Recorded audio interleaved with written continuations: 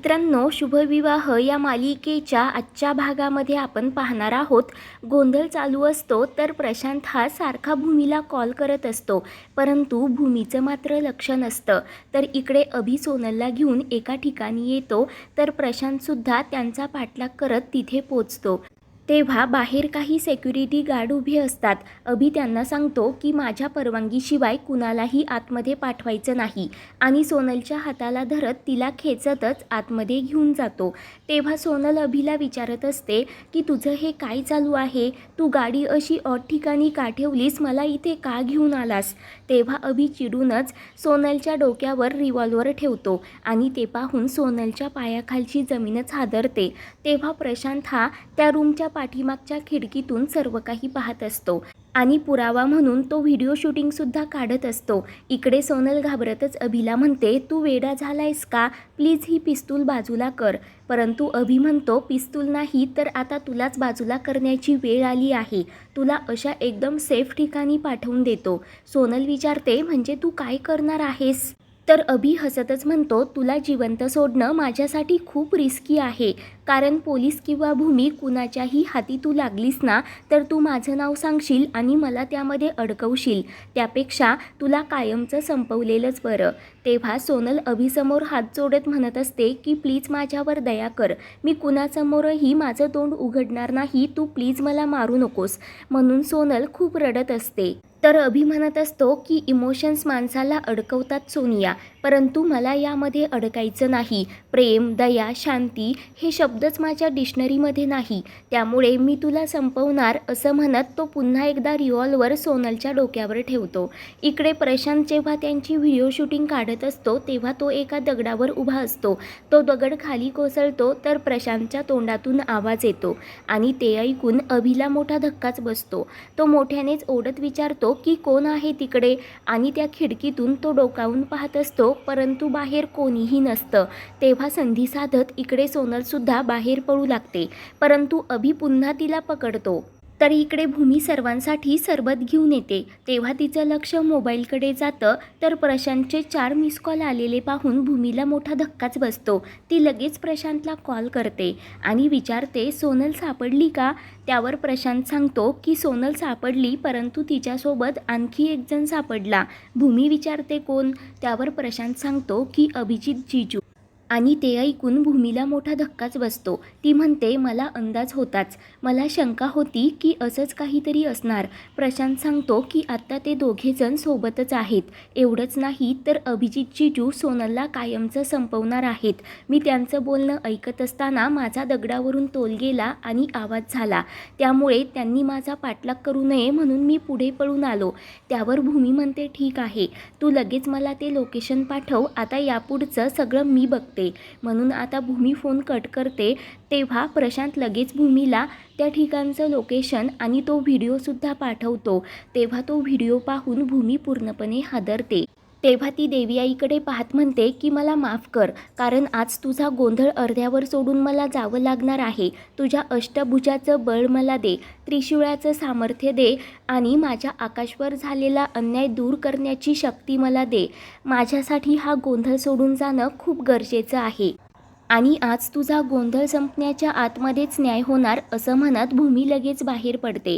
तर इकडे सोनल पळत असताना अभि सनकन तिच्या कानाखाली मारत मोठ्यानेच ओढून सांगतो की मी तुला मारून टाकणार नाहीये.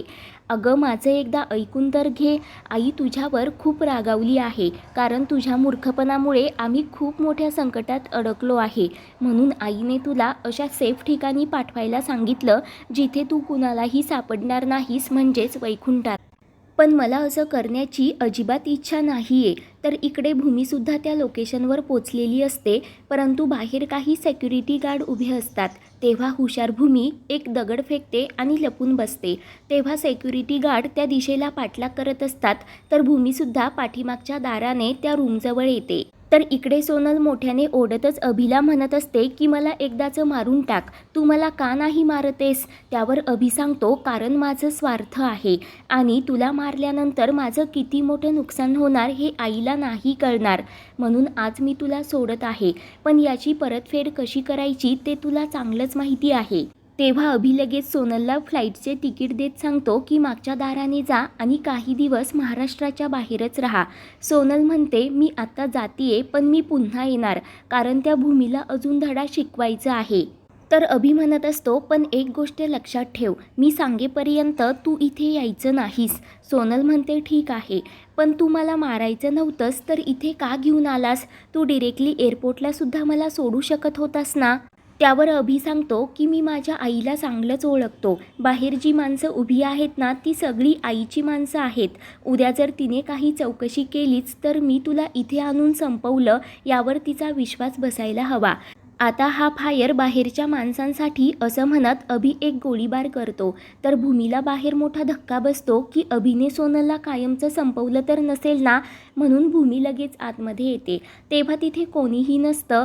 तर भूमी विचार करते आता गोळीचा आवाज तर इथूनच आला होता, मग सोनल आणि अभि गेले तरी कुठे? तर तेवढ्यात अभि टाळ्या वाजवतच बाहेर येतो आणि वा भूमी वा, शेवटी तू माझ्यापर्यंत पोचलीच, असं म्हणत असतो. तर भूमी चिडूनच विचारते स्वतःच्या भावाशी असं वागताना तुम्हाला लाज वाटली नाही का? आकाशने तुमचं असं काय बिघडवलं होतं? तुम्ही त्याला खोट्या आरोपाखाली का अडकवणार होतात? तर अभि म्हणतो मी काहीच केलं नाही, तू उगीच माझ्यावर आरोप करू नकोस. तर भूमी म्हणते तुम्ही काय केलं हे तुम्हाला चांगलंच माहिती आहे. तुम्ही जे काही केलं ना त्याला गुन्हा नाही तर पाप म्हणतात.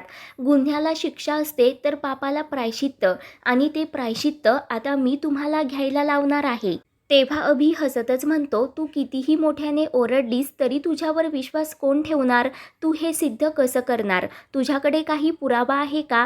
तेव्हा भूमी प्रशांतने जो काही व्हिडिओ पाठवलेला असतो तो अभिला दाखवते आणि ते पाहून अभि पूर्णपणे हादरतो. तेव्हा तो लगेच भूमीवर बंदूक रोखत म्हणतो की आता या पुराव्यासहित मी तुला पण संपवणार. तेव्हा अभिजित गोळी घालतो तर भूमी त्याचा नेम चुकवते आणि अभिच्या डोक्यामध्ये खुर्ची घालते. तर अभि लगेच खाली जमिनीवर कोसळतो. तर भूमी दुर्गा अवतार धारण करत तेथील खाली पडलेला एक दांडा उचलते आणि माझ्या आकाशला त्रास दिल्याबद्दल, सतत त्याचा अपमान केल्याबद्दल असं म्हणत ती अभिच्या डोक्यावर, पायावर, पोटावर, पाठीवर खूप सारे वार करत असते. तर अभि मोठमोठ्याने ओढू लागतो, परंतु भूमी त्याची दयामाया करत नाही. ती दुर्गा अवतार धारण करते आणि अभिसारख्या राक्षसाचा वध करत असते. तेव्हा ती अभिची कॉलर पकडत म्हणते तू माझ्या आकाशला इतका त्रास दिला आहेस ना, जर ही भूमी नसती तर आकाश केव्हाच कोलमडून पडला असता, परंतु आता तसं अजिबात होणार नाही. असं म्हणत ती अभिला फरफटतच घराकडे घेऊन येऊ लागते. तर इकडे घरात अजूनही गोंधळ चालूच असतो. त्याच वेळेला भूमी रक्तबंबाळ झालेल्या अभिला घेऊन येते आणि सर्वांसमोर त्याला जमिनीवर ढकलून देते. तर अभिची ती अवस्था पाहून सर्वांच्याच पायाखालची जमीन हादरते. तर भूमी मोठ्यानेच ओढून म्हणत असते की तुझं पाप तुझ्या तोंडूनच आता सर्वांना सांग, आणि ते ऐकून रागिणीच्या तर तोंडचं पाणीच पळतं. तर मित्रांनो, पुढील भागामध्ये आपण पाहणार आहोत की पोलीस अभिला अटक करण्यासाठी घरी येतात.